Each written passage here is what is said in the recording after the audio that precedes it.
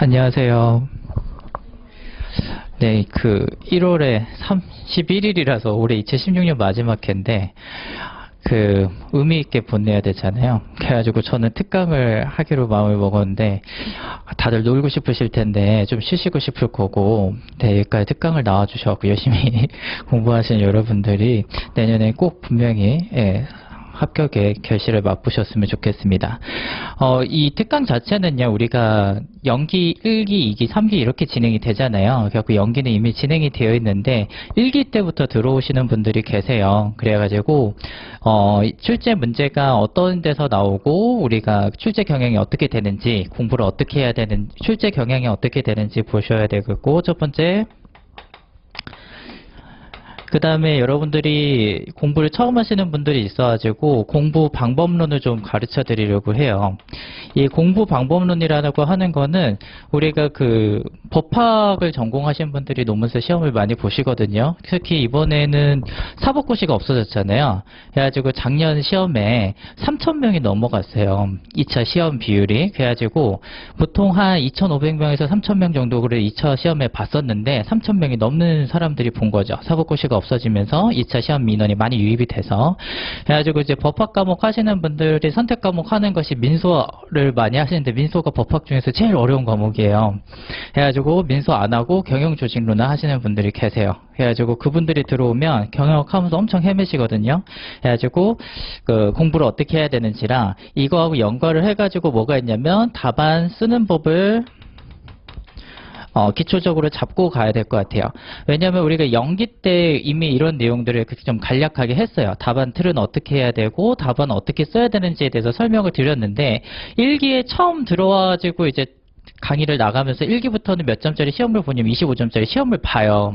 보기 때문에 막 헤매시는 분들이 계시기 때문에 특강을 통해 가지고 미리 진행을 좀 해놓으려고 합니다. 그 다음에 우리가 작년에 기출문제가 있잖아요. 이제 출제 경향이랑 같이 연결되는 거긴 한데, 작년에 기출문제를 좀 보시면 시험 수준이 어느 정도 되는구나, 내가 공부를 얼마만큼 해야 되겠구나 이제 잡히시겠죠. 그래가지고 그리고 작년에 시험 보셨던 분들은 자기가 어느 정도 수준으로 공부를 해야 되는지가 더 많이 느껴지실 거예요. 그렇죠? 그래가지고 이것들을 총 정리하는 의미에서 2교시 때 작년에 나왔던 기출문제 답안을 갖다 모범 답안을 드리면서 그거를 보시고서 이제 한번 정리를 해보시는 시간으로 해서 2시간 정도를 이렇게 수업 계획을 잡아갖고 왔습니다. 그래가지고 하나하나 보도록 할게요. 출제 경향부터. 자, 출제 경향은요, 제가 처음 드린 17년 공인논문서 2차 시험 출제 경향이라고 되어 있는 프린트를 보시면 돼요. 근데 이제 첫 번째 봤을 때 2차 연관 시험 데이터라고 이렇게 되어 있습니다. 그죠? 이제 여러분들이 학원 다니시는 목적 중에 많은 하나가 선생님들이 문제를 좀 찍어줬으면 좋겠다, 공부량을 좀 줄일 수 있게, 그런 생각으로 많이 다니실 거예요. 그럼 선생님들은 문제 어떻게 찍어야 될까요? 이런 얘기하면 위험하지만, 최순실처럼, 하늘의 우주의 기운을 모아가지고 보니까, 이게 딱 보인다 해서 이렇게 찍어드려야 되나요? 그렇지 않으니까, 우리가 보통 이제 강사들이 문제를 찍을 때는요, 연관시험들이 있습니다. 그러니까 연관시험은 뭐냐면요, 출제하시는 교수님들이 비슷한 시험들이 있어요. 그래가지고 그 시험에 어떤 문제가 나왔는지를 보고 찍어드리고요, 그 교수님들이 논문 같은 걸 쓰셨다면, 그 논문 같은 거를 보고서 이제 찍어드려요. 그렇지 않으면은 사실은 이제 찍을 수 있는 근거가 없는 거죠. 말 그대로 이제 어떻게 되는 거냐면 그냥 감으로 찍는 거잖아요. 그거는 이제 사실상 의미가 없을 거라고 저는 생각을 해요. 그래가지고 이제 2차 시험 연관 데이터가 있는데, 저희 시험하고 연관이 있는 게 뭐가 있냐면 행정고시 5급이 있어요. 행정고시 5급이 저희보다 문제 수준이 훨씬 어려워요. 그래갖고 어려워가지고 이 시험에 나왔던 출제가 노무사 시험에 나오는 경향이 많고요. 그 다음에 노무사 시험에 나왔던 시험이 어디에 나오냐면 경영지도사 시험에 나와요. 그래가지고 경영지도사 시험은 노무사 시험을 따라가는 거라서 사실은 안 봐도 될 거라고 생각을 하는데, 들어가는 출제 교수님들이 비슷하세요. 그러니까 여기에 나왔던 거를 뭐라고 생각하시냐면 교수님들이 중요한 데이터라고 생각을 하시는 거죠. 그래가지고 여기 나왔던 데이터들 이제 주제만 제가 쭉 적어가지고 왔는데, 사전치를 적어가지고 왔는데, 그 부분들이 시험에서 나온다라고 생각을 하시고, 이런 부분은 포커싱을 맞춰서 공부를 해야겠구나 이렇게 생각을 하시면 되겠습니다. 여기다가 이제 제가 추가로 드리는 게, 이제 이거는 여기서 특강에서 드릴 수가 없었던 게, 이제 강사님들 문제들을 갖다가 제가 쭉 다 정리해가지고, 왜냐면 제 거를 들었는데 제가 뭐 안 찍어줬는데 다른 강사한테 나오면 너무 억울하실 거 아니에요. 그렇기 때문에 강사님들이 여태까지 출제했던 문제들을 제가 다 문제 데이터로 다 갖고 있어요. 근데 그거를 드리면은 욕먹을 거 아니에요. 다른 강사님들에게. 그러니까 이름 다 지우고, 그 다음에 문제만 해가지고 쭉 데이터 만들어가지고, 공통적으로 강사님들이 찍었던 문제는 다시 또 다 드려요. 예, 그래가지고 그런 식으로 이제 여러분들 시험 문제를 찍어서 공부할 포커싱을 맞춰 드립니다. 근데 여러분들 주의하셔야 될 게 이 경영조직론은요, 범위가 되게 넓어요. 여러분들 경영조직론 처음 공부하시는 부분도 있을 텐데, 이 경영조직론은요, 노동법처럼 얘는 점수가 100점밖에 안 되죠. 노동법은 150점인데. 근데 얘는 노동법처럼 파트가 두 개가 있어요. 미시가 있고 거시가 있습니다. 근데 이 미시 쪽은요, 어떤 부분이냐면 개인이나 집단이라고 하는데 부서 수준에서 일어나는 일들을 가지고 하는 거예요. 근데 요거에 관련된 책이 어떻게 되어 있냐면은 박경규 교수님 책이 있고요. 그 다음에 임창희 교수님 책이 있고요. 그 다음에 신유근 교수님 책이 있고요. 그 다음에 우리가 말했던 그 로빈스 교수님 책이 있어요. 그 다음에 백기복 교수님 책이 있습니다.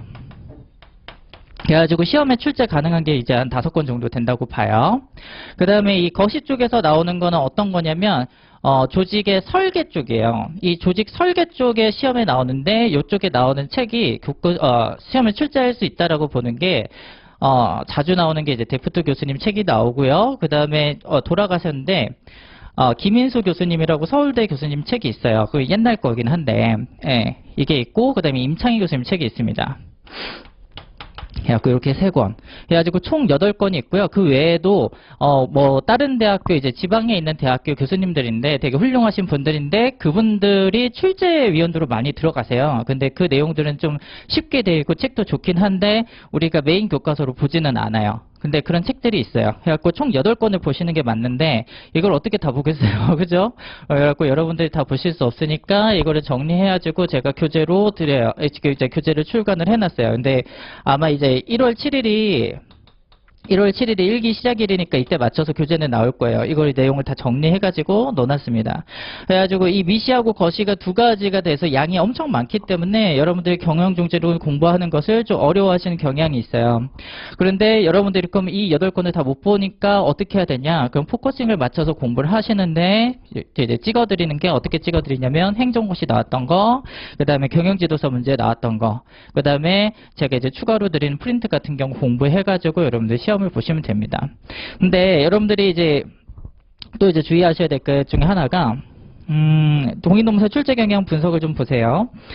공인노무사 기출문제 분석이라고 밑에 돼 있죠. 25회부터 저희가 25회 뒷장에 보면 24회, 23회, 22회 문제가 쭉 다 들어가 있습니다. 근데 이 출제 문제를 보시면은 옛날에 여러분들이 지금 여기 프린트에는 없지만 1기부터 10기까지는요 문제가 되게 쉬웠어요.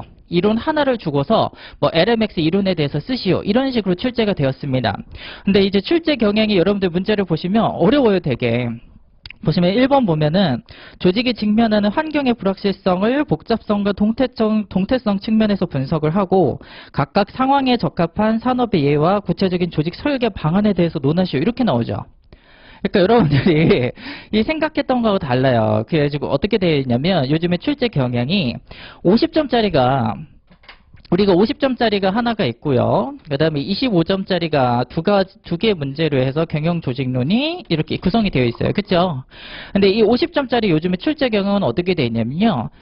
조직론에서 주로 많이 납니다. 여기 조직 설계 쪽에서 많이 나고요. 전체적으로 조직론 전체의 내용을 물어봐가지고 설계를 할 수 있는지 설계할 수 있는지 여부를 볼 수 있도록 시험을 출제를 하고 있어요. 우리가 인적 자원 관리를 보면 학계평 보유방 5가지 뽑아가지고 그 다음에 그 학계평 보유방에서 다 쓰죠. 그것처럼 이 조직론 전체 내용을 알고 있어가지고 거기서 조직 설계하는 거를 조건을 주고 조직 설계해봐라 이런 식으로 시험 문제가 자꾸 가고 있어요. 그러니까 과거하고 시험하고 좀 달라지고 있어요. 왜 그런 현상이 좀 벌어지느냐면 여러분들 제가 드린 거 프린트 뒤에 보면은 3번 공인노무사 23회 문제 특집 기사라고 있어요. 이게 우리가 지금 벌써 24회가 지났으니까 작년에 나왔던 특집 기사긴 한데 제가 밑줄 거놓은 부분을 좀 보시면 요즘에 출제 경향을 교수님들의 그 채점평을 푸는 통해서 좀 볼 수가 있어요. 어떻게 하고 있냐면 밑줄의 첫 번째 밑줄 보면 출제자가 묻는 질문에 정확하게 초점을 맞추지 않은 채 판박이에 가까운 답을 작성하고 있다. 그래가지고 문제를 주니까 어떻게 하냐면 커뮤니케이션 장애 요인, 환경에 대한 두 접근 자원에 대해서는 제대로 알지 못하는 수험생들이 많았다. 요 파트는요 왜 이러냐면 우리가 경영조직론 책을 쭉 보다 보면요 어떤 이론이 아닌 부분들이 있어요. 그래가지고 뭐 LMX 이론 해서 명칭이 딱 정해져 있는 거 있잖아요. 그런 건 시험에 나올 것 같으니까 여러분들이 달달달달 외우시는데 책에서 기본적으로 기본이라고 생각하고 가는 부분들이 있거든요. 그런 부분들은 애우지를 않으시는 거예요. 왜냐하면 당연하게 느껴지거든요. 그래가지고 경영조직론 공부했을 때 많이 느끼는 게 뭐냐면 책을 다 읽었어요. 읽었는데 내가 뭘 읽었는지 생각이 잘 안 나는 문제들이 있어요. 공부해보신 분들 느낄 텐데 왜 그러냐면 너무 당연해 보이는 문장들이 적혀 있어서 그래요. 근데 그거를 애우는 것이 경영조직 시험을 잘 보는 방법 중에 하나입니다. 그리고 세 번째 보면 채점을 하는 데는 기본에 충실하라는 말이 생각이 났고 그 다음에 기계적으로 애우기보다는 이론의 핵심을 정확하게 이해한 후에 조직 현상에 적용해보는 것이 필요하다라고 조언을 했습니다. 그래가지고 이러한 내용들이 이제 교수님 채점평이에요. 이런 채점평이 매년 달라지느냐 하면 좀 세부적인 내용은 달라지지만 항상 똑같은 말이 나오고 있어요. 교수님 채점평. 그래가지고 제가 올해 시험 채점평 같은 경우도 카페에다 올려놨는데 내용이 대동소이해요. 지금 요거랑. 그래가지고 이 밑에 보면 공인노무사 출제위원 자격 기준이 있습니다.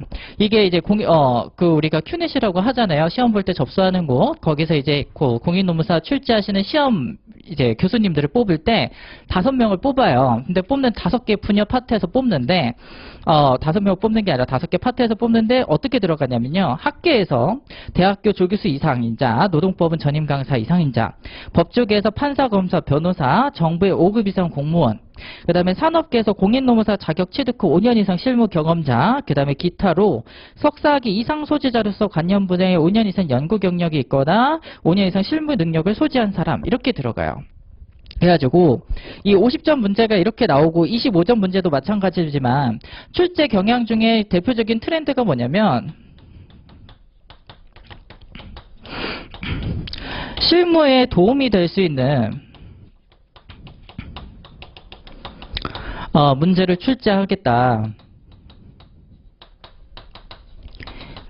이게 대표적인 트렌드예요. 그러면 우리가 지금 이 문제들을 봤을 때 우리가 이게 어떻게 시험에 도움이 되는지 사실은 우리는 안 보이잖아요. 근데 여러분들이 이제 시험을 보시고 나서 노무사가 되고 나서 기업에 가거나 이제 법인에 가서는 사실은 잘 못 느껴요. 기업에 가서 실제 운영을 해봐야 되는데 운영을 했을 때는 이런 것들이 많이 좀 느껴집니다. 그래가지고 예를 들어가지고 여기 처음 봤던 문제 25회 문제 같은 경우 보면은 우리가 환경에 변화했을 때 뭐 산업에 의하고 조직 설계 방안을 하라고 했잖아요. 이런 거는 이제 실질적으로 CEO가 이제 조직 구조 변경할 때 사용하는 것들이 되겠고요. 그 다음에 2번, 3번 문제는 좀 이따가 이제 문제 풀어드릴 때 할 건데 밑에 보시면 24회하고 23회, 22회 쭉 보시면은 어떤 것들이 나타나냐면 커뮤니케이션이 나타나요. 커뮤니케이션이 요즘에 시험에 되게 많이 나왔거든요. 보시면 언제 나왔냐면 24회에 3번에서 커뮤니케이션 나왔었고요. 23회 3번에서도 커뮤니케이션이 또 나왔어요. 그죠? 이 커뮤니케이션에 대해서 되게 중요하게 생각을 하잖아요. 왜 그러냐? 실질적으로 여러분들이 회사에 가보면요. 커뮤니케이션이 안 되는 경우가 되게 많아요. 우리가 생각하는 커뮤니케이션이 아니에요. 사장님들이 커뮤니케이션이라고 얘기를 하면 예를 들어가지고 우리가 회사에 갔는데 사장님들이 우리 회사는 커뮤니케이션이 전혀 안 되는 것 같아 이렇게 얘기를 하잖아요. 그러면 우리가 생각할 때 커뮤니케이션은 사람하고 사람하고 이렇게 대화하는 걸 얘기하지만 조직 내에서 커뮤니케이션이라고 하는 건 어떤 거냐면 어떤 CEO가 의사결정을 할 거 아니에요. 이사들하고 의사결정을 하겠죠. 회의를 해가지고. 그럼 회의에서 나온 결정사항이 어떻게 돼야 돼요? 전체 조직에게 다 쭉 뿌려져야 되잖아요. 근데 이게 전달이 잘 안 된다라는 거예요. 그럼 이렇게 전달이 잘 되게 할 수 있는 방안은 무엇인지 이런 것들을 사실은 조직 내에서 필요하거든요. 그래가지고 노무사들이 하는 컨설팅 중에서는 그런 것들도 해요. 이랬을 때 여러분들이 의사소통이 잘 안 된대요. 그러면 어떻게 하는 방안이 있을까요? 조직을 쪼개야죠. 조그만 조직으로 여러 개로 만들 수가 있는 거죠. 사업 부재 조직으로. 대기업인데 보고를 가서 위에까지 쭉 올라갔다가 다시 밑에까지 내려오니까 전달을 제대로 안 해주는 거예요. 여러분들 생각해 보세요. 여러분들 위에 뭐 팀장님 높은 사람이 있어요. 그런데 그 사람이 회의하고 왔어요. 그럼 회의 내용을 갖다가 부하 직원한테 오늘 회의를 했는데 말이야 하면서 회의의 내용을 구구절절히 자세하게 알려주겠어요? 안 가르쳐준다고요. 안 가르쳐주고 뭐라고요? 이거 만들어봐. 이거 보고서 써봐. 어떻게 써? 이런 식으로 지시를 한단 말이에요. 그러니까 밑에 있는 사람이 그걸 듣고 만든 보고서는 제대로 된 보고서가 나올까요? 안 나올까요? 안 나오겠죠. 그랬을 때 어떻게 할 것인가? 이런 것들이 이제 사실상 회사에서 문제가 많이 됐기 때문에 시험에서 출제가 되고 있는 거고요. 또 어떤 것들이 있냐면 여기 보시면은 협상에 관해서도 있어요. 22회 2번에 협상이 있죠. 조직 갈등 해결 방안으로서 협상이 갖는 의미와 중요성을 기술하고 분배적 협상 전략과 통합적 협상 전략을 비교 설명하라 이렇게 되어 있는데 협상 같은 경우는 노무사 업무 중에서 가장 대표적인 게 뭐가 있어요? 네, 임단협에 들어가는 거죠. 단체협약하고 임금협약. 그럼 임단협에 들어갔을 때 노조하고 어떻게 협상할 것인가. 외부에 이제 CEO라든가 하는 사람들이 설득을 해야 되겠죠. 그럴 때 어떻게 설득을 할 것인가. 이론적인 근거는 무엇인가. 이런 것들이 노무사들이 갖춰야 될 역량이라고 판단을 하기 때문에 이런 시험 문제가 출제가 되고 있는 겁니다. 근데 여러분들이 보실 때는 이 커뮤니케이션의 그 교재를 보면 전체적으로 그런 내용들이 실무에서 어떻게 응용되는지는 나와 있지 않으니까. 그리고 이게 시험에다가 쓸만한 내용도 아니에요. 뭐 노사협상에서는 어떻게 협상해서 임해야 되고 이런 것들은 여러분들 실무에서 가서 쓰는 건데 그거를 갖다가 이제 배제한 채로 답안을 쓰니까 여러분들이 사실은 재미가 없고 도대체 이걸 왜 배우고 이런 생각이 들지만 실질적으로 배우면은 노무사 업무에 도움이 되는 쪽으로 출제 경향은 계속 변화가 되고 있습니다. 여러분들 또 아셔야 될 게 50점은요. 어찌 이제 조직론에서 전체적으로 설계할 수 있는지를 알아보는 쪽으로 이제 시험 출제가 계속 되고 있어요. 근데 이게 4년째 계속 되고 있거든요. 50점짜리가 조직론 여기서 나온 게 거시 쪽에서 나온 게 4년째 되고 있는데 언제 미시 쪽에서 다시 나올지는 모르겠지만 트렌드는 이렇게 된다라는 거. 그 다음에 그러면 25점짜리 두 개는 뭐가 나오냐 하면은 하나는요.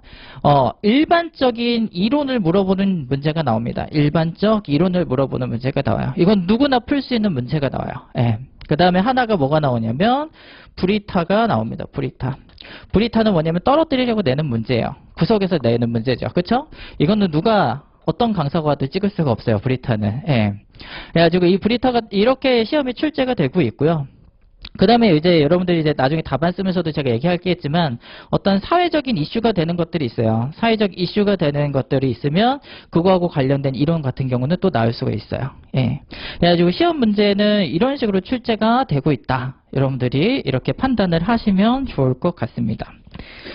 여기까지가 이제 출제 경향을 우리가 봤고요. 여기까지가 출제 경향이고요. 그 분석을 좀만 더 하죠. 그래서 그 2차 연관시험 데이터의 행정고시 보시면요. 어떤 문제들이 나왔나 한번 보시면요. 자, 2016년에 다양성 관리하고 WLB가 나왔죠. WLB가 뭐를 얘기하는 거죠? 워킹 라이프 오브 밸런스예요. 그래가지고 3과 1이 어떻게 조화를 이룰 수 있는가에 관해서 나온 겁니다. 근데 이제 다양성 관리라는 게 나왔어요. 다양성 관리라고 하는 것은 어느 쪽하고 관련이 있는 거냐면 조직 변화하고 혁신 쪽하고 관련이 있는 거예요. 그러니까 밑에 보면 2015년에 기업 윤리하고 혁신 나왔잖아요. 그 부분이 또 반복돼서 나왔구나 이렇게 보시면 되겠고요. 그 다음에 조직 변화하고 조직 문화라는 게 나왔어요. 이게 퀸하고 킴벌리의 경쟁가치 모형을 이용해서 조직 변화하고 조직 문화에 대해서 쓰라고 했는데 이 문제가 원래 어떻게 나와 있었냐면요. 그 행정고시 문제를 보면 공무원들은요. 자기가 맡은 일을 열심히 하려고 할까요? 막 변혁적인 생각을 해가지고 이 사회를 바꿔야겠다 할까요? 자기가 맡은 일을 열심히 하려고 한단 말이에요.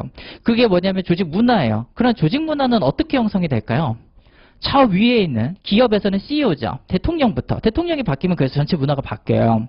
그 다음에 성과평가는 어떻게 하는지. 그 다음에 KI 지표라고 하거든요. 우리 인사에서 배우셨어요? 키 퍼포먼스 인디케이터라고 해서 성과평가를 측정하는 지표들을 얘기해요.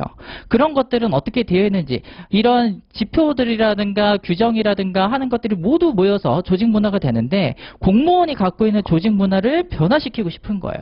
그랬을 때 퀸하고 킴벌리의 경쟁가치 모형을 이용해서 변화시킬 수 있는 방안을 활용해봐라. 이게 이제 시험에 나왔어요. 우리 시험보다 좀 더 어려워요. 그래가지고 이거 사실상 이제 이런 것들은 우리가 노무사가 되고 나면 컨설팅 회사에 가면은 컨설팅으로 하는 일들이에요. 사실은.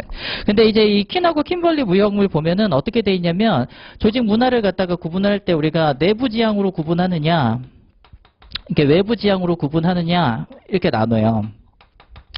이 내부 지향이라고 하는 거는 뭐를 얘기를 하는 거냐면 인적 자원 관리라든가 효율성을 추구를 하느냐.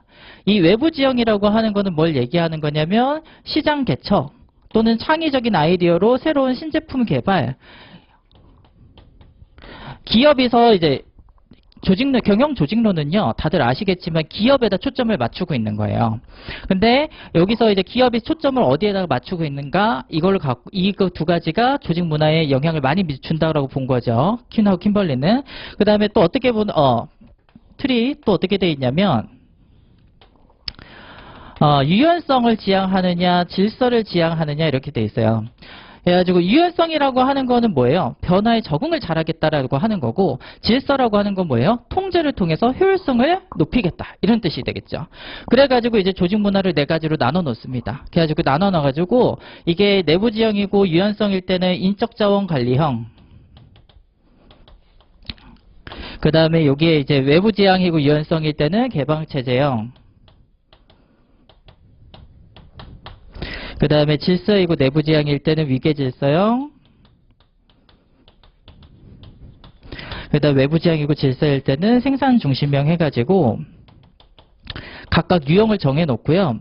회사에서 이거는 어떻게 하냐면 설문지를 다 돌려요. 사실상 여러분들이 컨설팅을 해보면 설문지를 다 돌린 다음에 우리 회사가 어디 쪽에 문화가 가 있는가를 판단을 해야 되겠죠. 그럼 이 네 가지 중에서 어느 한쪽에 우리 회사가 문화가 가 있는 게 아니라 이 네 가지 문화는 골고루 나타납니다. 우리 회사는 인적자원 관리형 쪽에 좀 가까운데 어때요? 뭐 위계질서형도 좀 있고 이런 식으로 이제 나타난다는 거죠. 설문조사를 다 해봤을 때. 그러면 우리 회사가 지금 공무원 조직이면 어디에 가깝겠어요? 어떤 유연성을 원하겠어요? 질서를 원하겠어요? 질서에 가까울 거고, 그 다음에 내부 지향적이겠죠. 이쪽에 관련된 문화가 나올 거란 말이에요. 그러면 이쪽 관련된 문화가 나왔을 때 어느 쪽으로 가고 싶다라는 거예요, 지금. 외부 지향하고 유연성 쪽으로 혁신을 추구하는 문화로 가고 싶다라는 거잖아요, 공무원 문화가. 그러면 이렇게 갈 수 있는 방안을 설명해봐라. 이렇게 하는 것들이 이제 사실은 우리가 노무사들의 HR 컨설팅을 하면 하는 내용입니다. 근데 그런 것들이 이제 시험 문제로 출제가 되고 있다라는 거고, 밑에 보면 이제 대리인 비용이라는 게 있어요. 근데 대리인 비용이라고 하는 건 뭘 얘기하는 거냐면, 우리가 회사는 뭘로 이루어져 있죠? 주주가 있죠. 주식회사 같은 경우에는 주주가 회사의 주인이잖아요. 근데 주주가 뭘 뽑죠? CEO를 뽑아요. CEO가 회사를 운영을 합니다. 그렇죠? 근데 CEO가 어때요? 자기가 이익을 추구하고 회사의 이익을 추구하기보다는 자신의 이익을 추구하는 경향들이 있어요. 그래가지고 이렇게 또 얘기하면 되게 무섭지만 S 어떤 그룹 같은 경우에는 어떻게 해요? 자기가 경영권 승계를 위해 가지고 주주가 이 손해를 보더라도 하잖아요. 그죠? 네. 그런 것처럼 그럴 때는 뭐가 있어야 돼요? 감시하는 비용이 별도로 들어간다라는 거죠. 누가 감시해야 돼요? 주주가. 막 그런 내용들이 들어가요. 그래가지고 대리인 비용, 요렇게가 이제 행정고시가 올해 출제됐던 내용이 이렇게 들어갔습니다. 문제가. 그 다음에 경영지도사 4년간 출제 문제 분석 결과 밑에 보시면 16년도에 보면 자극이라고 되어 있는데요. 이 자극은요, 뭘 얘기하는 거냐면 자극을 통한 반응, 이걸 뭐라고 하냐면 우리가 학습이라고 해요. 조건화라고 하고. 그러니까 개인적 학습에 관해서 시험에 출제가 된 거고요. 그 다음에 욕구 성격, 그 다음에 레윈의 조직 변화, LMX 이론, 뭐 이윤 이론, 감정 노동, 명목 집단 기법 이런 것들이 나왔어요. 이런 것들은 여러분들 보시면 알겠지만 공부를 좀만 해보시면 알겠지만 되게 기본적인 내용들이에요. 그러니까 경영지도서 문제는 확실히 좀 쉽죠. 그래가지고 기본적인 내용이 나왔다고 해도 우리가 뭐라고요? 노무사 들어가시는 출제위원들하고 좀 비슷한 분들이 들어가시기 때문에 중요하다고 생각하는 부분이니까 이 부분들은 어떻게 해요? 여러분들이 포커싱 잡고 공부가 들어가는 것이 맞겠다. 이렇게 보시면 되겠습니다. 그래가지고 이제 출제 경향에 따라서 문제는요, 이제 저희가 모범 답안 드린 것처럼 수업의 진도를 나가면 문제는 계속 드려요. 그 다음에 모범 답안 드리고 어떻게 풀어야 되는지도 계속 설명은 해드립니다. 그 다음에 여러분들이 보셔야 될 게 이제, 공부 방법론을 보셔야 되는데, 제가 드린 프린트에 보면은 경영조직론 공부 방법론이 있어요. 경영조직론 공부 방법론. 출제 경향은 여태까지 설명드렸고요. 그 다음에 교수님들 채점평도 얘기했었고, 공부 방법론 보면 첫 번째가 기본서에 충실하셔야 돼요. 기본서에 충실해야 돼요. 왜냐하면 기본서가 8건이나 되잖아요. 8건이나 되는데 여러분들이 어떤 성향들이 있으시냐면요. 강사 교재 하나로 어떻게 떼어봐야겠다 이런 생각을 많이 하세요.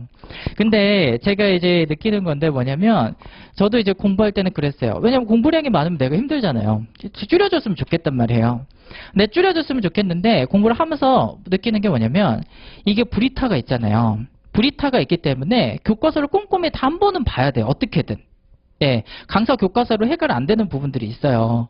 근데 뭐 어떤 강사는 찍고 어떤 강사는 못 찍을 수도 있고 제가 말씀드렸죠. 찍는 거라고 하는 건 어떤 데이터를 갖고 과학적으로 찍어야 되는 거고 브리타는 말 그대로 어떻게 한다고요? 떨어지라고 내는 거라서 아무 데서나 찍어서 낸다니까요. 그냥 교수님들이 중요하다고 생각하는 것 중에서.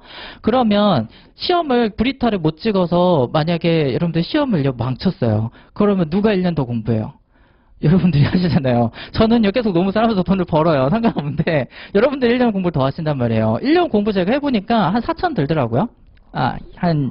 왜냐면 이게 노무사가 합격하고 나서도 1년은 돈을 잘 못 벌어요. 수습하고 그래서. 그래가지고 제가 까먹은 돈이 얼마인가 봤더니 한 4천만 원 정도 들었어요. 제가 이거 공부를 언제 했냐면 한 30살에 했거든요. 30살쯤에 했는데 저는 한 1년 3개월 만에 합격했어요. 합격하기는. 근데 그거 따고 이제 수습 끝나고 비용 정산을 좀 해봤거든요. 왜냐면 저는 이제 사회생활 하다가 이걸 했으니까 정산을 해봤는데 까먹은 돈이 그렇게 많이 들더라고요. 이제 제가 못 버는 돈까지 하면 더 크겠죠. 근데 여러분들이 공부는 노무사는요 특히 빨리 따시는 게 중요해요. 이게 노무사가 가는 길 중에서 이제 여러분들이 젊으신 분들이 많으니까 얘기를 드리면 회사를 가시려고 하신 분들도 많잖아요. 이제 노무사 자격을 따면 이게 경력을 많이 쳐주면 좋겠는데 많이 쳐주질 않거든요. 요즘에는요. 많이 쳐줘봤자 한 2년 쳐줘요. 그렇기 때문에 여러분들이 2년 넘어가면 손해인 거예요. 사실은 어떻게 보면. 하지만 노무사 따면 좋은 점은 많이 있죠. 회사에 가서 내 발언권도 엄청 세지고요. 예. 내가 하는 말을 갖다가 다른 사람들이 근거로 사용하지 내 말에 대해서 막 반박하고 그러지도 않아요. 예. 왜냐면 괜히 노무사가 한 말에 대해서 자기 생각 얘기했다가 틀리면은 자기가 곤란하니까 그렇게 하지도 않아요. 그래서 어디 가서든 자기 생각도 얘기할 수 있고 회사에서 막 이렇게 노예가 되지 않을 수 있어요. 예, 그런 많은 좋은 점들이 있습니다. 그래가지고 새해니까 좋은 얘기를 많이 드려야 되는데 어쨌든 노무사 공부하면 좀 빨리 따시는 게 좋죠. 그래가지고 이제 공부를 많이 하셔야 되는데 그런 의미에서 기본서를 충실히 보라고 하는 거는요. 첫 번째는 8권이나 되는 분량인데 각각 교수님마다 뭐가 있냐면요. 자기 전문 분야가 있어요. 백기복 교수님 같은 경우에는 리더십 쪽에서 전문 분야세요. 그쪽 되게 자세하게 쓰셨거든요. 근데 그쪽 다른 교수님은 그게 자세하게 안 쓰시는 분들이 계세요. 그러면 여러분들이 공부를 하실 때 교수님 교과서는 한 권씩만 정해서 보신단 말이에요. 근데 그 제가 이제 여기저기서 다 짜서 8권을 다 짜서 제 교재 하나로 딱 만들어 놨잖아요. 근데 그거를 딱 보면 어떻게 되냐면 빠진 건 없이 다 들어있는데 살이 없어요. 살이. 어떤 말인지 아시겠어요? 8권 분량이 되는 걸 쭉 압축해놨으니까 구체적인 예시라든가 설명이라든가 도표도 중요한 건 들어갔죠. 그러한 구체적인 설명이 쫙 줄어 있잖아요. 그러니까 제가 강의를 통해 가지고 설명사를 붙여드리지만 여러분들이 공부하실 때는 뭘로 공부를 한 번은 하셔야 된다고요? 기본서를 보셔야 돼요. 그래야지만 모두 대비가 되냐면 브리타가 대비가 되는 거예요. 예. 그래가지고 교수님 교과서는 꼭 보셔야 됩니다. 예. 제 강의가 안 들고 다른 강사님과 강의 들으셔도 강사 교과서만 보는 거는 진짜 리스크가 있어요. 예, 제 생각은 그래요. 그래가지고 여러분들이 꼭 교과서는 한 번은 필독을 다 하셔야 돼요. 꼼꼼하게. 이제 공부 방법론에서 이제 중요한 게 뭐냐면 제가 강의를 하다 보니까 경영조직론 교과서를 읽으면요. 읽고 나서 아무 생각이 안 난대요. 그래갖고 심지어 제가 이제 교과서를 보면서 어떻게 읽어야 되는지도 가르쳐드린 적이 있어요. 뭐냐면 교수님 교과서 이 경영조직론 쓰는 교수님 교과서가 어떤 식으로 쓰시냐면요. 첫 번째로 설명을 쭉 해요. 설명을 다 한 다음에 뭘 하냐면 즉 다시 말해서를 붙이세요. 그래서 부연 설명을 하십니다. 그리고 예를 들어서 해가지고 예를 또 다시 드세요. 그러니까 한 문단을 보면은 똑같은 말이 3번 들어가요. 3번, 4번 이렇게 들어가 있거든요. 여러분들이 그걸 보면서 뭘 하시는 거냐면 교수님 교과서를 보실 때는 내가 시험장에 암기하고 들어가야 되는 부분은 어디까지인가를 체크하셔야 돼요. 그러니까 교수님 교과서 쭉 읽어보면서 명문이야 되게 잘 썼네 뭐 이렇게 생각하시고서 딱 끝나는 게 아니라 목차가 이런 내용일 때 이런 내용이 들어가는구나. 그럼 난 시험장에 들어가서 이게 시험 문제 나오면 어디까지 쓸 거지? 그리고 만약에 쓴다면 꼭 들어가야 된다는 단어는 뭐지? 키워드가 뭘까? 여기서 이걸 생각하면서 보셔야 돼요. 곰곰이. 근데 여러분들 교과서 보실 때 어떻게 보냐면 쭉 읽죠. 안 그래도 피곤해 죽겠는데 이걸 어떻게 다 분석하고 있어요. 그렇죠? 그러니까 쭉 다 읽잖아요. 그럼 쭉 다 읽고 아무 생각이 안 나요. 그렇기 때문에 꼭 공부하실 때 어떻게 보시는 거냐면, 이 목차가 전체 목차에서 어디 위치해 있구나. 그 다음에 교수님이 말하고자 하는 핵심 내용이 뭐구나. 그 중에서 내가 시험장에 이 문제가 나오면 어디까지 써야 되나. 그 다음에 키워드는 꼭 들어가야 되는 키워드는 뭘까. 이걸 생각하면서 공부를 하셔야 된다는 거죠. 이해 가세요? 예. 경영조직론은 꼭 그렇게 공부하셔야 돼요. 왜냐면 법학 같은 경우는요, 굉장히 논리적으로 짜여 있어요. 책 자체가. 그래서 법학은 어떻게 돼 있어요? 문학 판검으로 딱 돼 있잖아요. 이게 문제가 뭐고, 여기서 교수님들은 어떻게 주장하시고 계시고, 거기 중에서 판례는 어떤 걸 취하고 있고, 그래서 결과가 이렇다. 이렇게 돼야 된다. 논리 전개가 딱 되게 명확하기 때문에 쭉 읽으면요, 머릿속에 쏙 들어와요. 하지만 경영조직론은 그렇지 않다니까요. 중언부언해요. 이거를 쭉 설명해 놓고 다시 말하면서 또 다시 말하고 어떻게 해요? 예를 들면서 또 다시 예를 들어주고 그 다음에 뭐 이런 식으로 쓰니까 똑같은 말 계속 나오니까 되게 지루하고 뭘 외워야 되는지도 모르겠어요. 하지만 그렇게 보시면 진짜 필패합니다. 교과서는 꼭 분석하면서 보셔야 돼요. 그 다음에 연기부터 외워라 이렇게 되는 연기 벌써 지났는데 이걸 왜 썼냐면요. 연기부터 진짜 외워야 돼요. 왜냐면 암기할 게 너무 많아요. 경영조직론이 이제 강의를 해보니까 느끼는 건데 생각보다 암기할 양이 되게 많아요. 그래가지고 요즘에는요, 이 시험 자체가 상대평가잖아요. 절대평가 같이 써놨지만 이게 상대평가거든요. 250명만 딱 뽑아주잖아요. 그래갖고 이번에도 249명인가 합격했던데 8명인가? 그래가지고 딱 그 커트라인에 걸려버리기 때문에 보통 한 255명, 250명, 245명에서 55명 뽑아줘요. 그래가지고 뽑으면 어떻게 하냐면 면접에서 떨어지는 사람 몇 명이 있으니까 거의 한 250명에 맞추더라고요. 근데 이번 시험에 3,000명 넘었어요. 그래가지고 3,000명이 넘는 와중에서 250명만 뽑는 거기 때문에 실질적으로 시험이 만만한 시험이 아니에요.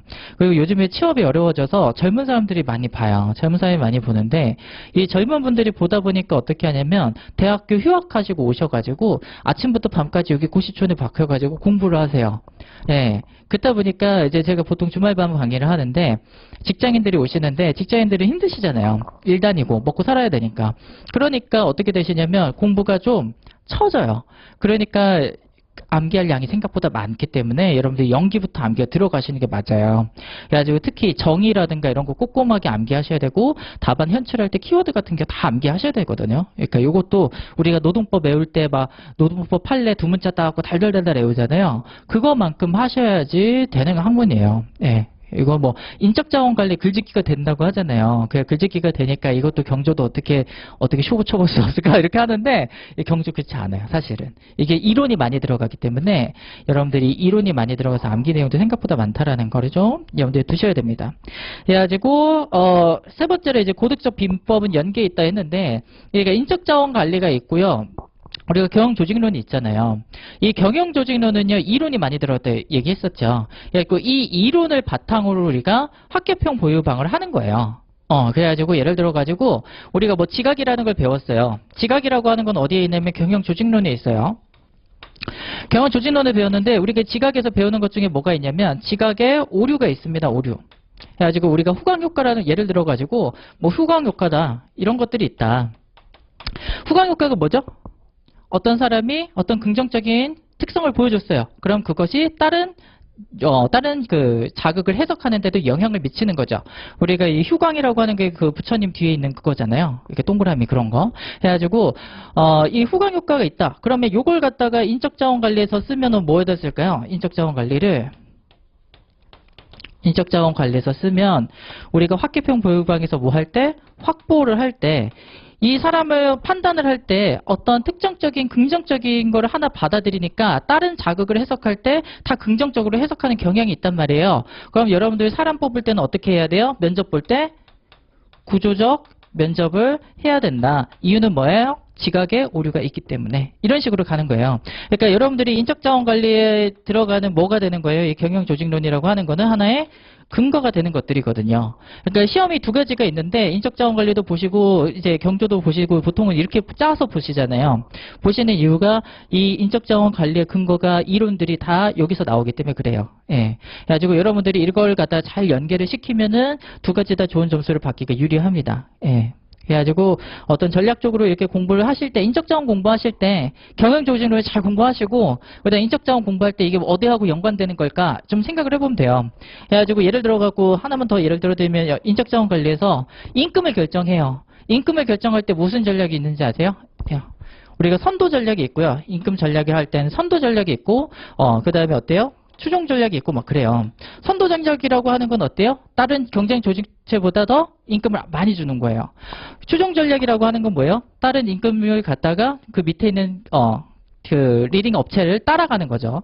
근데 어떤 것이 더 적합하냐라고 얘기를 하면 선도 전략이 더 좋다라고 해요. 인적자원관리 책을 보면.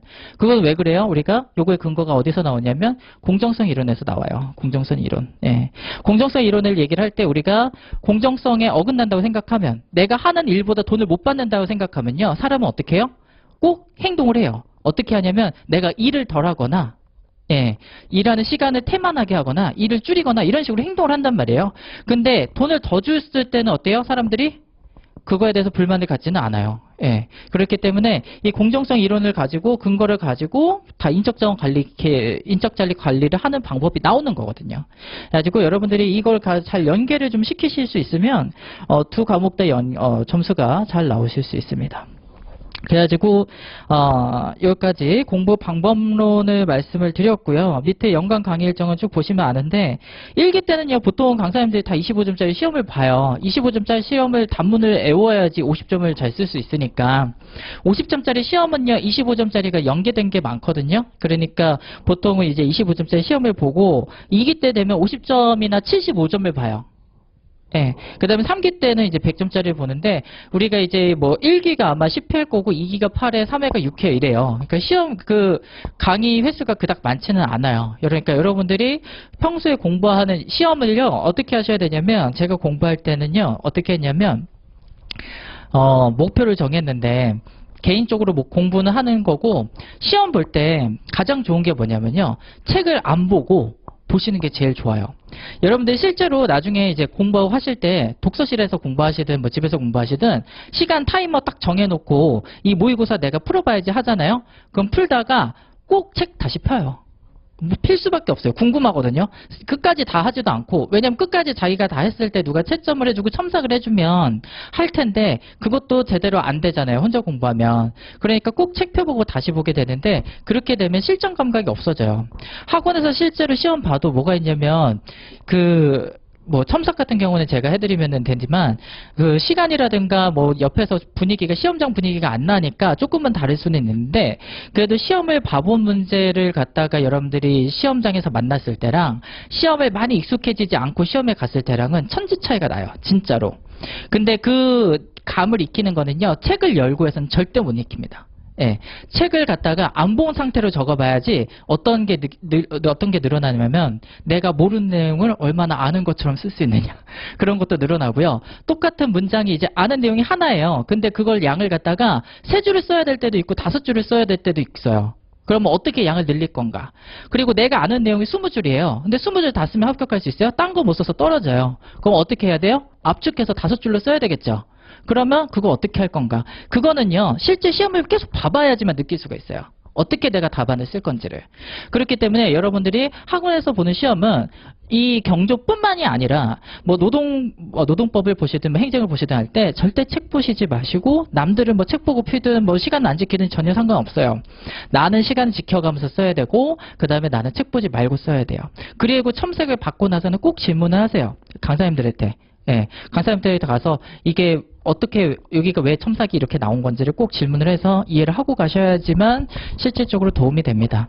그래가지고 저 같은 경우에는요, 오히려 사람 없는 강사님들 쫓아다녔어요. 왜냐면은 쫓아다녀서 질문할 게 많은데 사람이 많은 강사님들은 질문 답을 잘 안 해주시거든요. 그래가지고 내가 일부러 막 쫓아다니고 그랬는데, 그러니까 좀 빨리 합격하는 경향이 있어요. 이거 또 요즘에는 시험의 그 퀄리티가 많이 높아져서 많이 시험을 보다 보니까 여러분들이 뭘 하셔야 되냐면 확실히 남들보다 경쟁력 있게 문구를 쓰셔야 되는 게 많아요. 그러니까 남들보다 경쟁력 있게 문구를 쓴다라고 하는 거는 경조에서는 어떻게 쓰는 거냐면, 이제 답안 쓰는 방법을 설명을 드릴게요.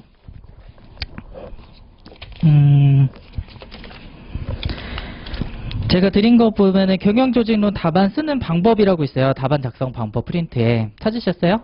네. 여기 보시면 조직 행동의 분석 수준과 연구 주제 이렇게 돼 있죠. 이게 보면 개인 수준, 집단 수준, 조직 수준 이렇게 돼 있는데, 이 경영학이라고 하는 거는 학문의 연구 방법이 어떻게 되어 있는지를 보셔야 돼요. 근데 여기 보면 과학 활동이라고 돼 있는 다음에 뭐라고 돼 있냐면 과학 활동이 있는데 이게 수준이 어떻게 돼 있냐면 기술 한 다음에 설명, 예측, 그 다음에 변화 통제 이렇게 돼 있죠. 이게 각각 무슨 뜻이냐면 이 기술이라고 하는 거는 뭘 하는 거냐면요. 이 사회학이라는 걸 연구하는 거는 법학하고 달라요. 이 사회학 연구는요. 현상을 갖다가 객관적으로 파악하는 게 연구의 시작이에요. 그걸 갖다 기술이라고 그래요. 기술이라고 하는 건 뭐냐면 현상을 객관적으로 파악하는 거예요. 객관적으로 파악을 해요. 주관적으로 파악하는 게 아니라 어떤 누구나 이해할 수 있는 수준으로 파악을 한 다음에 그 다음에 뭐로 하는 거냐면 설명, 예측이라고 되어 있죠. 설명이라고 하는 건 뭐예요? 그것이 왜 일어나는지를 아는 거잖아요. 즉 원인과 결과관계, 인과관계를 도출을 해내는 겁니다. 인과관계를 도출을 해내요. 그러면 인과관계가 있으면 원인이 있고 그 다음에 결과가 있겠죠. 그러면 원인이 변동되면 결과도 변동되는 걸 알 수 있잖아요. 그걸 갖다가 예측이라고 하는 거예요. 그러니까 경영학 공부 방법은 첫 번째 어떻게 한다고요? 현상을 객관적으로 파악한 다음에 인과관계를 도출해내요. 도출해내가지고 이 원인 변수를 갖다 이게 원인 변수고요. 원인을 갖다가 원인 변수라고 하고 이제 결과 변수를 갖다 이제 종속 변수라고 얘기를 하는데 이거를 갖다가 원인 변수하고 종속 변수를 어떻게 변화시켜야 되는지까지를 보는 것이 이제 변화예요. 그래가지고 예를 들어가지고 아까 말했던 것처럼 원인 변수가 뭐였냐면 지각이라고 하는 게 있었는데 종속 변수가 이제 선발을 어떻게 해야 되는가 하잖아요. 그러면 지각의 원인 변수가 있으니까 지각 오류가 있으니까 지각 오류를 줄이려면 어떻게 해야지만 좋은 선발을 할 수 있는가 여기까지를 써주는 것이 경영학 답안이라는 거죠. 이해 가세요? 예. 그래가지고 경영학 답안은요, 뭐하고 다르냐면 법학 답안하고 전혀 달라요.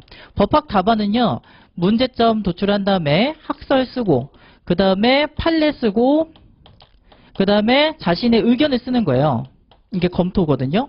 문학 판검이라고 들어가는데, 이거는요, 이 법학 답안지는 전체적으로 무슨 문이냐면, 논설문을 쓰는 겁니다. 논설문. 이해 가세요? 뭔 말이냐면 제일 중요한 게 뭐냐면 의견 검토인데 여기는 학설이 여러 개가 나오잖아요. 이 학설 중에서 어떤 게 옳은지에 관한 자기 주장을 얼마나 타당하게 폈는지를 보고 이제 교수님들이 결정을 해요. 꼭 판례를 꼭 따르지 않아도 돼요. 그게 얼마나 논리적으로 가는지를 얘기해 주면 돼요. 하지만 판례는 꼭 쓰셔야 되겠죠. 왜요? 판례를 모르면 실무가라고 할 수가 없으니까. 이게 결과가 어떻게 나올 건지는 알고 있어야 되잖아요. 나는 그렇게 생각한다 하더라도. 근데 결과가 딱 정해져 있으면요. 노무사든 변호사든 왜 필요해요? 그거 결과를 바꾸려고 있는 거잖아요. 이해 가세요?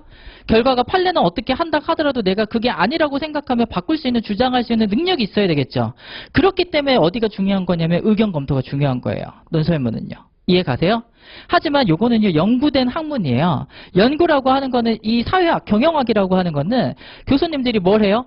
표본을 뽑죠. 표본을 뽑아가지고 연구를 계속 한단 말이에요. 그래가지고 예를 들어서 뭐 기업 100개를 가지고 연구를 했더니 이런 결과가 나왔다. 그래가지고 인과관계를 도출했는데 여기에 내 의견이 중요해요? 아니잖아요. 인과관계가 도출됐죠. 그럼 그 인과관계를 도출해서 어떻게 하는 거예요? 현실에다가 적용할 때 어떤 문제점이 있고 어떤 걸 주의해야 되는지 요거를 잘 써주는 것이 중요하다라고 채점평에 나오는 거고 여러분들 요거 같은 경우는 사실은 가능해요? 안 가능해요? 안 되죠. 교과서에 없어요 요게. 주의점들이 있긴 있거든요. 시사점이라고. 근데 그거 어차피 그거는 이제 틀에 박힌 거고 그걸 벗어나서 뭘 더 할 수 있느냐? 사실 그렇지는 않아요. 그러니까 여기까지를 잘 쓰면 기본적으로 합격할 수는 있어요. 여기까지 잘 쓰시면. 이해 가세요? 예. 그 다음에 이거를 갖다가 응용하는 방안까지 쓰실 수 있으면 좋은데, 요거까지는 사실은 어렵긴 해요. 변화할 때 변화 통제 방안까지 쓰셔야긴 쓰셔야 되는데, 그 시사점 같은 거 쓰는 거는 사실은 교과서에 나온 내용을 잘 넣어주는 것만으로도 충분합니다. 그래가지고 이거는 자기 주장 쓰시는 게 아니라는 거. 여러분들 아셔야 될 게, 이 경영조직론은요, 자기 주장 쓰는 게 절대 아니에요. 자기 주장 쓰시는 거 아니고, 교수님이 교과서에서 쓰신 문장을 갖다가 쓰는 게 맞습니다. 암기하셔서. 그래가지고 여러분들이 이제 그 뒷페이지 보시면 경영조직론 답안의 기본 틀이라고 있어요. 찾으셨어요?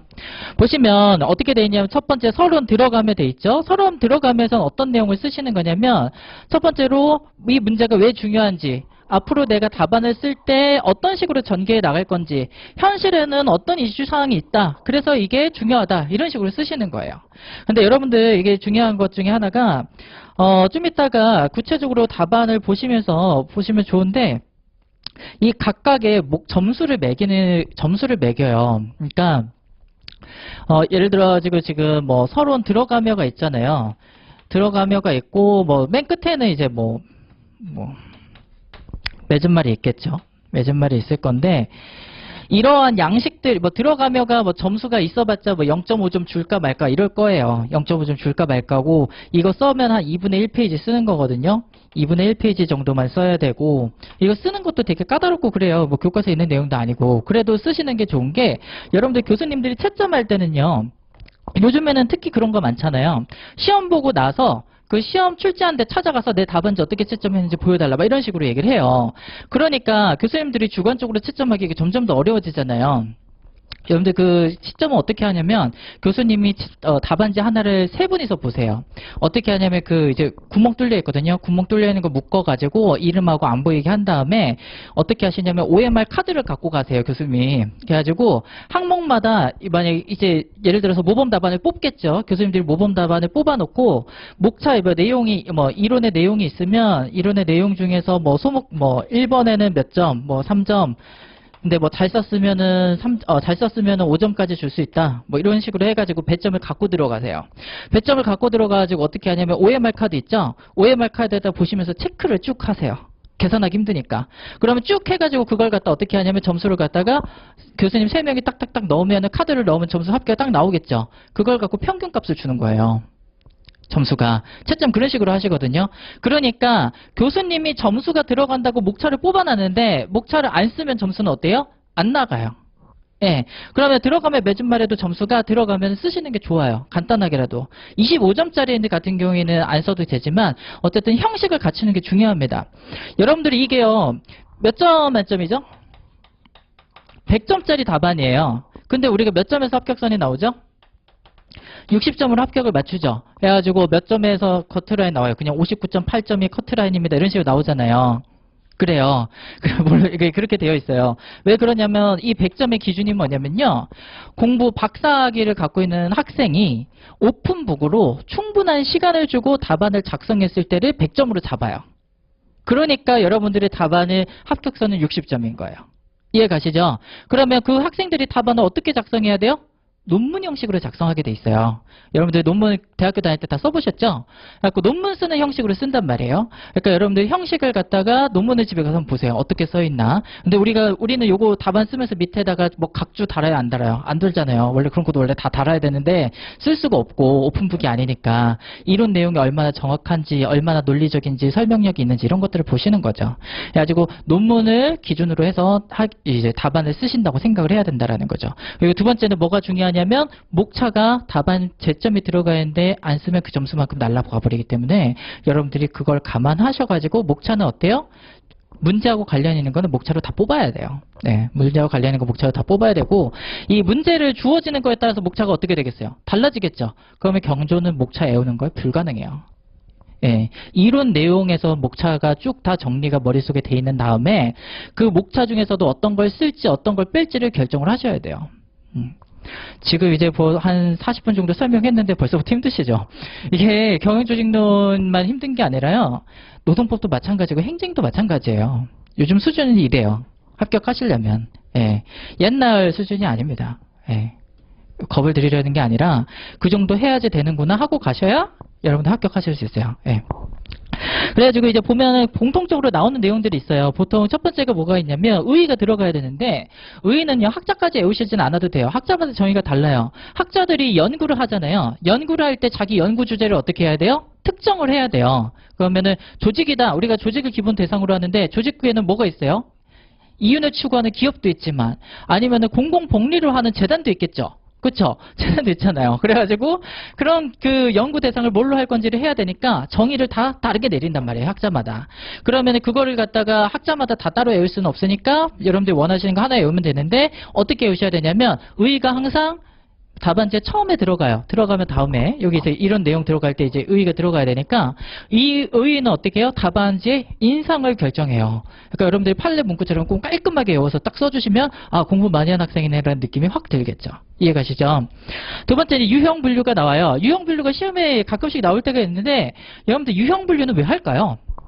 유형 분류라고 하는 거는 유형 분류 목적 보시면 연구 범위 확정 또는 연구 대상의 특징 정리 이런 것 때문에 해요. 그렇기 때문에 여러분들 예를 들어서 유형 분류가 나오면 그 내용을 자세히 쓰는 게 중요한 게 아니라 유형이 어떻게 분류가 되는지 종류를 여러 가지 써주는 게 훨씬 유리해요. 그 다음에 내용하고 이론의 장단점 이게 어차피 다 이론의 내용으로 들어가는 건데 문제하고 직접적 연관성이 있는 위주로 작성을 해야 되고 이론의 내용 중 실수로 빼먹는 내용이 없도록 작성을 하셔야 됩니다. 네. 그 다음에 이론의 시사점인데 이론이 다른 이론에 끼친 영향이라든가 이 이론을 현실에 적용했을 때 어떻게 해야 되는가 이 부분이 이제 고득점을 위한 필수 부분이고요. 이 부분을 좀 매끄럽게 잘 적으시면 좋겠다. 그 다음에 이제 맺은 말은 마치면 돼. 전체적 내용의 핵심을 정리해주고 경영학에서 어떤 의미를 갖는다 이런 식으로 정리를 해주시면 돼요. 근데 보통 이론의 시사점하고 맺은 말을 섞어서들 많이 쓰세요. 목차 하나로 뽑아가지고 이렇게 섞어 써도 되고 네, 별도로 분리하셔도 됩니다. 시간이 있으시면. 이제 보론이 있는데 이거 보론은요 양날의 검 같아요. 어떤 거냐면 시간이 남는다는 것 자체가 앞에 내용을 잘 못 썼을 가능성이 높아요. 근데 내가 정말 빨리빨리 쓰고 정말 내용을 잘 알고 있어서 잘 썼는데 이 내용도 추가해서 난 점수를 더 받고 싶다라고 했을 때 한 반 페이지 정도로 관련된 이론 같은 거 적어주실 수 있어요. 가점 받기 위해서. 예, 그렇게 하는 걸 이제 보론이라고 해서 따로 목차를 잡아갖고 맨 밑에다 적어주는데 이런 식으로 목차가 구성이 됩니다. 경영조직론은.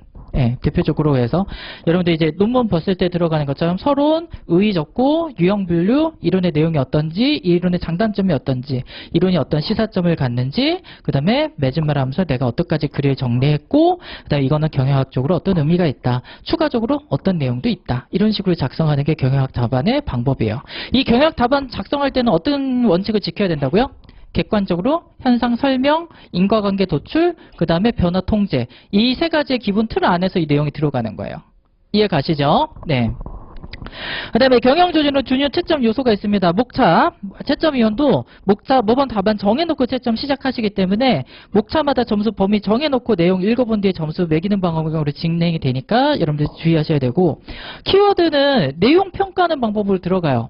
우리가 목차를 쓰라고 하면은 목차 쓰고 내용 쓰라고 하면 목차 내용을 갖다 그대로 쓰고 있어요. 그래가지고 변혁적 리더십이란 하면 변혁적 리더십에 대해서 구체적 정의를 적어야 되는데 변혁적으로 리더십을 발휘하는 걸 얘기한다. 이런 식으로 쓰시는 분들 있어요. 절대 그렇게 쓰시면 안 돼요. 변혁적 리더십은 뭐예요? 리더가 구성원들을 기본 욕구부터 바꿔나가는 걸 얘기하는 거잖아요. 그러면 그 내용을 똑같이 쓰는 게 아니라 구체적인 경영학적 용어로 풀어서 설명해야 된단 말이에요. 그러면서 뭐가 들어가야 되냐면 경영학적 용어의 키워드가 들어가셔야 됩니다. 그 다음에 이슈 및 기업의 적용인데 이거는 이제 출제위원들이 문제를 선정을 하려면 출제위원들이 와서 토의를 할 거 아니에요. 그럼 이 문제로 합시다. 그랬을 때는 이유가 있겠죠. 그런 내용을 잘 찝어주면 좋겠는데 그건 사실 좀 어렵고요.